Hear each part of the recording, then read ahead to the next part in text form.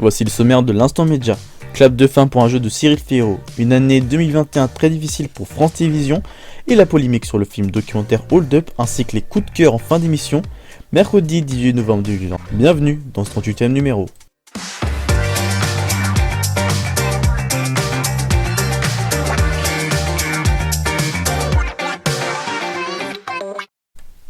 Bonjour à toutes et à tous, bienvenue dans l'Instant Média, ravi de vous retrouver sur Info TV. France 3 perd un de ses membres du bloc jeu de l'après-midi. Animé par Cyril Ferraud, le deuxième jeu de l'animateur, le jeu quotidien Personne n'y avait pensé, proposé à 16h45 juste après des chiffres et des lettres, et avant Slam sera retiré de la grille, mais pour le moment aucune date sur l'arrêt de l'émission. Depuis le début de la saison, Personne n'y avait pensé à réussir à réunir une moyenne de 800 000 téléspectateurs, soit 9,7% de l'ensemble du public. Cette émission est lancée en 2011 et produite par Endemol Shine France. Le jeu a d'abord été proposé pendant 2 saisons en hebdomadaire avant de passer en quotidien en 2018 après l'arrêt du jeu Harry présenté par Sébastien Follin. Cette disparition du programme intervient alors que France 3 veut renforcer son offre régionale du programme en rallongeant le 19-20 alors que la tranche d'information devait commencer à 18h30 au lieu de 18h50 comme aujourd'hui. Il fallait libérer de la place et si personne n'y avait pensé qu'il sera retiré de la grille vu que le jeu est produit en externe, contrairement à des chiffres et des lettres qui réalisent des audiences plus faibles que Slam, le puissant jeu de Cyril Ferraud programmé à 17h20. Les comptes de France Télévisions vont plonger dans le rouge en 2020 et les chaînes privées ne sont pas les seules à pâtir de la crise sanitaire. Dans une interview au Monde, la patronne Delphine Ernotte annonce que les comptes de son entreprise publique basculera dans le rouge cette année après 4 ans à l'équilibre.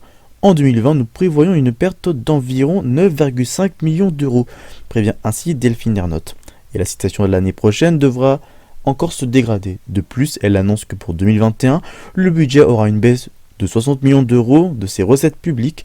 Le groupe devra assumer des surcoûts liés à la prolongation de France 4, au report des Jeux Olympiques, à l'accroissement des délais de tournage. Delphine Ernotte ajoute que l'année 2021 sera très difficile et nous allons devoir faire de nouvelles économies. Retour sur un documentaire qui a fait beaucoup parler de lui depuis quelques temps et qui n'est pas passé inaperçu.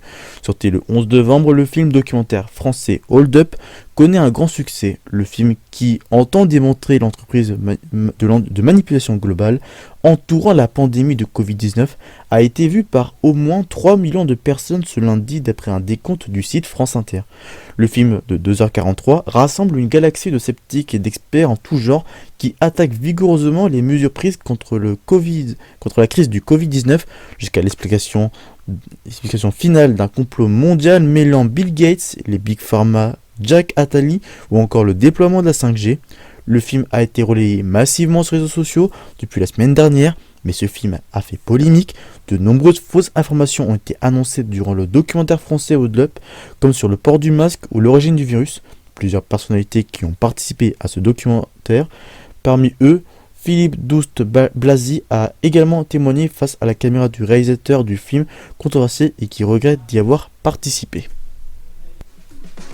Voici les coups de cœur de genre drame. Le jeu de la dame vous transporte en pleine guerre froide. Le parcours de 8 à 22 ans d'une jeune orpheline prodige des échecs. Bess Harmon, tout en luttant contre une addiction, elle va tout mettre en place pour devenir la plus grande joueuse d'échecs du monde.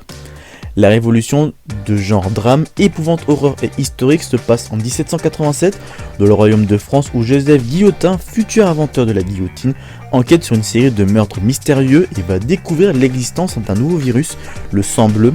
La maladie se propage, c'est le début d'une révolte. Voici la véritable histoire de la Révolution française. The Haunting of Bly Manor de genre drame et épouvante horreur raconte l'histoire d'une jeune institutrice au passé troublé, Dani Clayton, qui est engagée pour veiller sur Flora et Mile, deux orphelins vivant dans un manoir isolé en pleine campagne.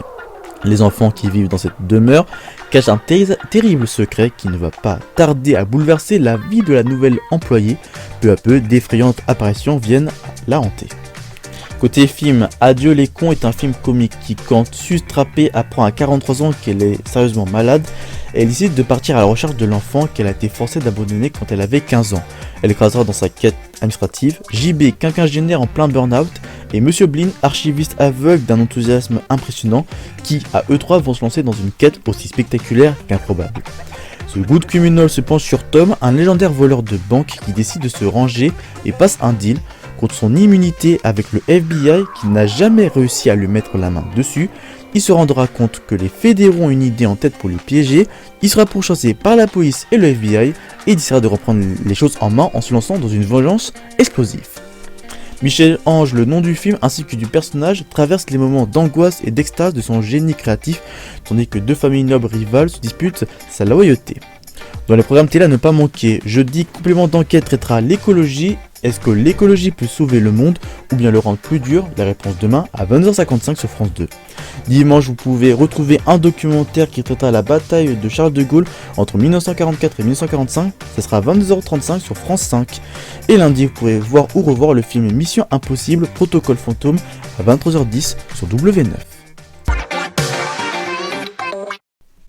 Fin de l'Instant Média, merci de l'avoir suivi. L'info continue sur notre compte Twitter, Groupe Info TV, et les coulisses à retrouver sur notre compte Instagram. Prochain rendez-vous, vous retrouvez samedi, Instant Nature présenté par Alexis Durand. Quant à moi, je vous retrouverai la semaine prochaine pour le 5e numéro de Faut-il et le mois prochain pour le 39e numéro d'Instant Média. D'ici là, passez une très bonne journée sur Info TV et d'ici là, portez-vous bien. Ciao.